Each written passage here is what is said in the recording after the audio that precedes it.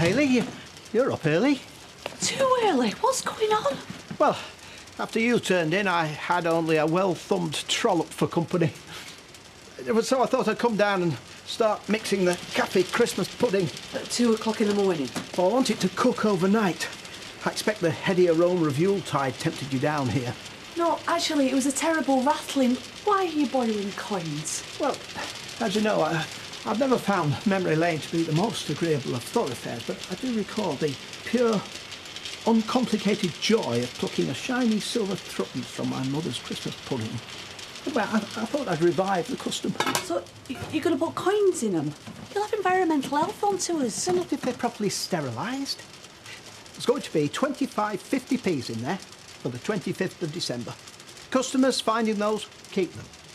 £1 coins, 12 days of Christmas, each worth £5. Now, the star prize, as in the Star of Bethlehem, is one £2 coin worth £25. It all sounds like a lot of aggravation and expense to me. No, we still get to make a profit, while paying homage to the best traditions of Christmas pudding. I'm going back to bed. No, you need to stir the pudding. Make a wish.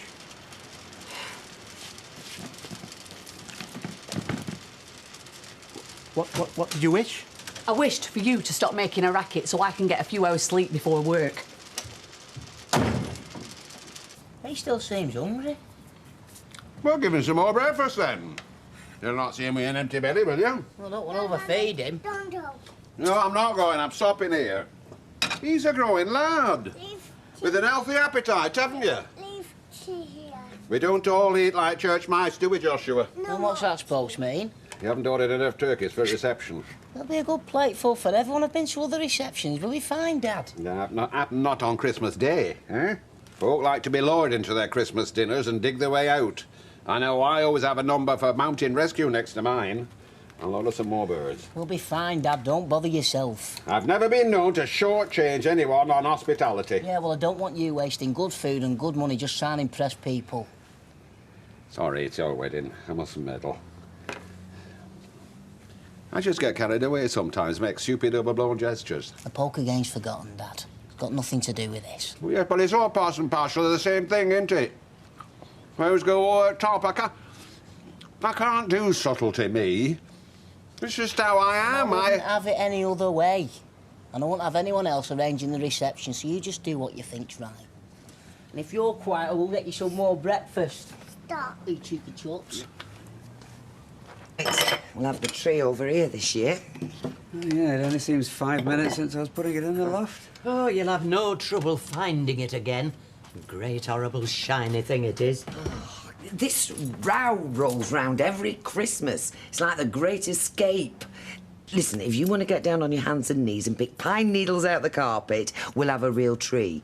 Otherwise, we'll manage with what we've got. A plastic fire hazard from a Filipino sweatshop. I don't know why you bother. Me neither. The whole thing's a complete waste of time and money. Oh, come on, Tracy. It's Amy's first Christmas. You'll feel differently when you see her round the tree. Be the first child near that thing since the one that made it. Mom! You know, it's a season of goodwill and we're arguing already. It's the same as always.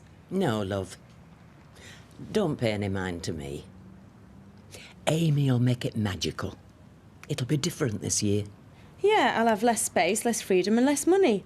Woohoo! I'll go and get the decorations down.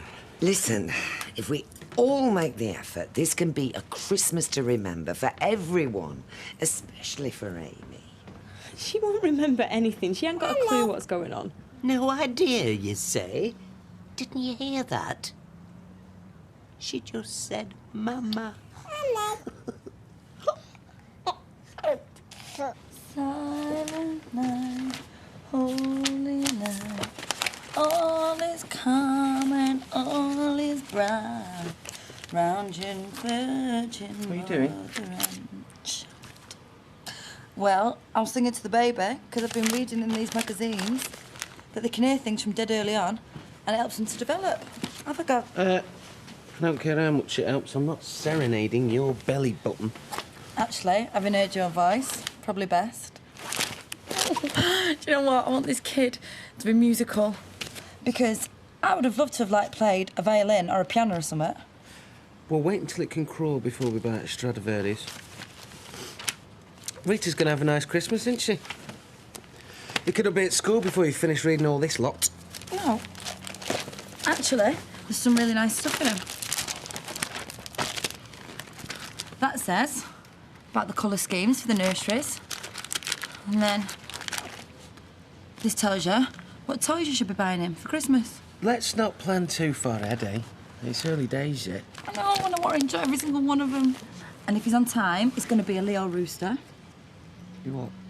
Well, that's the star sign Leo, but in the Chinese year is rooster. And Frank Howard was a rooster. It says here, our kid is going to be proud and resilient, fashion conscious, obviously, because he's my kid, and he's going to be funny, wise, and interesting. And what if it's a girl? It won't be a boy, and I already know its name. Oh, do you? Were you planning on letting me know? It is so obvious. Leo? Leo? What if it's born in December? What are you going to call it then? Sagittarius? No, I'm sorry. I think it's a Ponzi idea. Oh, it isn't. It's a better class. If it's good enough for Tony Blair's kid, it's good enough for ours. It'll be Leo, short for Leonardo, as in DiCaprio.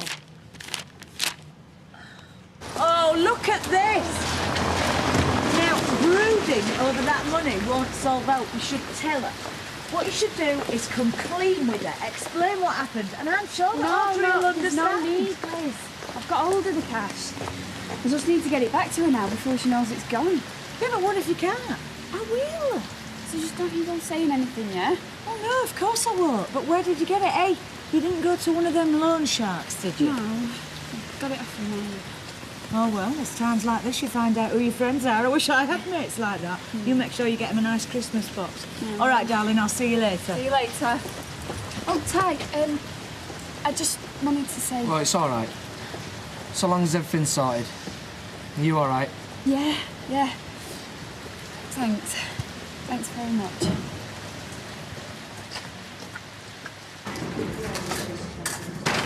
What a depressing sight. There's not time, you're entitled to finish a breakfast. Don't choke on your Pop-Tart, Ange. I weren't talking about you. I was talking about the factory. It's like the land Christmas forgot. Yeah, a bit like the wage packets Christmas forgot.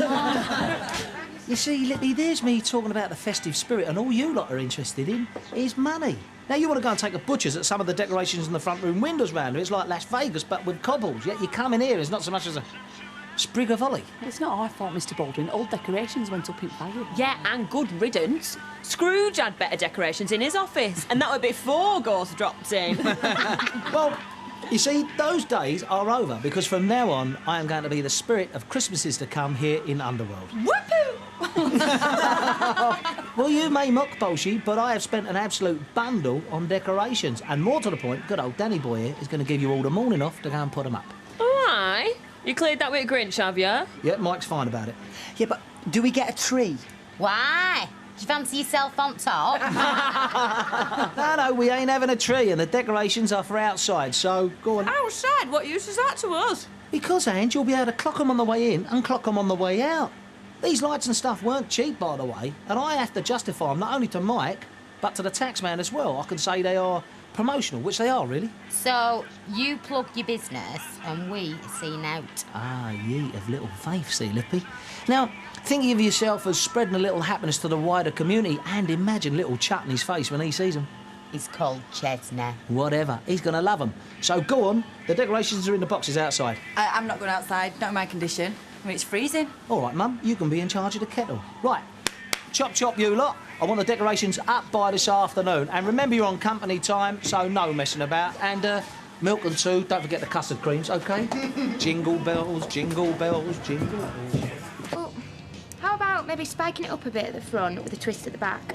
It's all the rage at the moment. Which is exactly why Claire shouldn't do it. If I had £1 for every bride that had a fashionable hairdo and regretted it 10 years later, honestly. I mean, Claire wants to be able to look at a wedding album without cringing. What do you recommend, then? Oh, my darling, you're very pretty. You've got a lovely, fresh face. I go for something simple and timeless. I mean, soft curls with it swept back at the front, maybe. Or subtle chignon, huh? Actually, I've got a book in the back with them all in. See you excited, then? Oh, I can't wait till it's me. It's Sweeties, look, this. I mean, what do you think of that? Well, that's not going to make a splash in a celebrity mag, which is where my wedding's going to be. Make a few bob out of it as well. Yes, well, I'm sure Claire doesn't want to be in a magazine. She's just happy that she's found the right man. Yeah, well, so have I. I mean, he could be righter than Warren. He's good looking. He's going to be famous. Well off. Which means nothing at all in the long run. So I hope you're going to see more sense, Maria. The recipe for a blissful married life is to find a good-hearted fella who is devoted to making you happy. Sweeties, look. Joshua, look! Boy, what's that, Bull? Give us one of them teas there, Bolshy. How's my little tube of Earls doing? Mr. Baldwin, your lead reindeer hasn't got a red nose. We'll give him yours in, Hales. Come on, Ange, put your back into it, love. I'd be careful walking up and down below this if I were you. Hope there's no tells. What do you mean, now else? How's the sleigh? Don't guide itself, does it, eh? Don't worry about that. The pièce de résistance will be along later. Oh, Father Christmas is there? Nothing now better to do. Ball must be low on orders. Oh, high on Christmas spirit. Maybe you could do the same at the butcher's. It could do with brightening up. Oh, don't need encouragement at Christmas. All my shop window needs is a row of plump birds, drawn, cleaned, and crying out for stuffing. It's not all about business, Fred. It's about little faces like that. Josh would much rather look at a string of fairy lights than a string of dead turkeys. Well, if you want lights, lights you shall have. Eh? I know just the thing. Leave it to me. Would you like to take a seat with me? I don't know whether to sell the rights to my wedding or not. I mean, some people say it's bad luck, but then again, it is a lot of money. Yeah, well, this is the only money I'm interested in. Why have you not put it back? You're not keeping it, are you? No, of course not. But I'll just be out front all morning. Look, I need you to distract us. Oh, Maria, I'm not getting involved. Oh, I thought you were meant to be a mate. You know what? Fine, let her sack me. You might end up working with the right Cam. Or Sarah. Audrey? Audrey? Yes, love? I've got this really big problem with the flat. Oh, can we taste it? What is it? Oh, I haven't tasted it.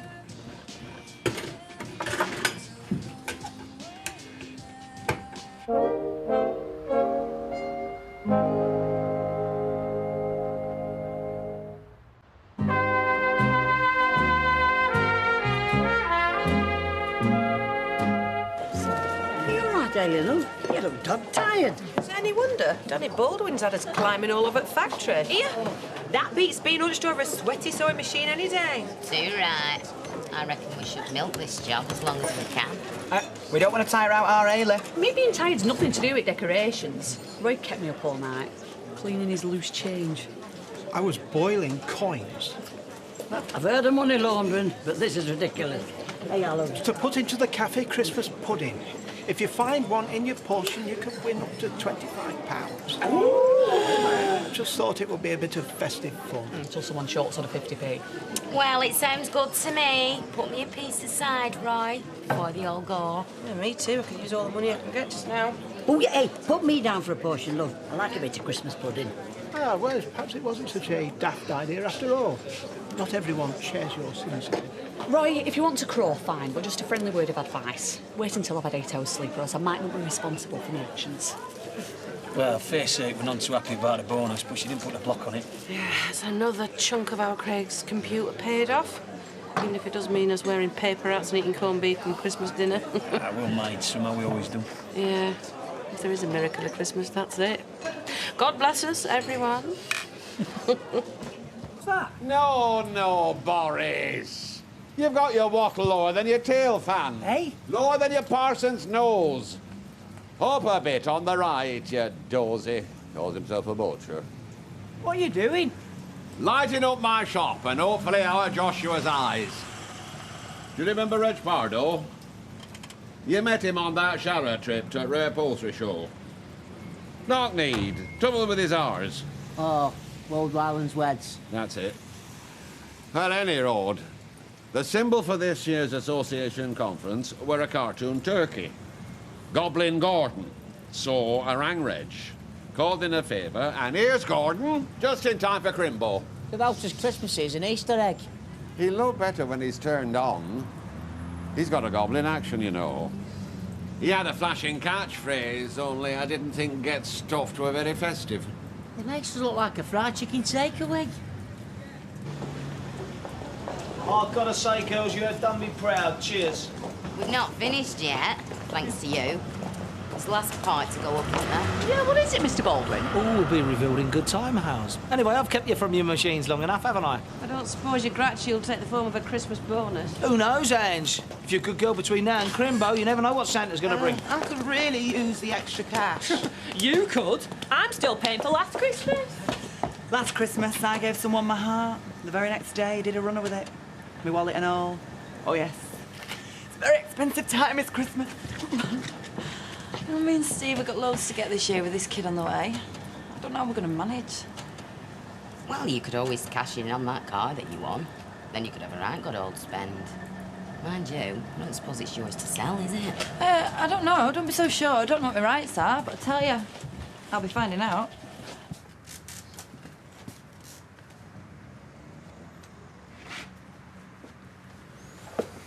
Where do you want to go? Me? Nowhere. Amy? Lapland might be nice. Well, I'm afraid Santa's sleigh's on an airport run. Well, I couldn't afford it even if it was available. I've been skint before, Steve, but I never felt this down about it. So, you want more cash? No, I didn't come here to beg.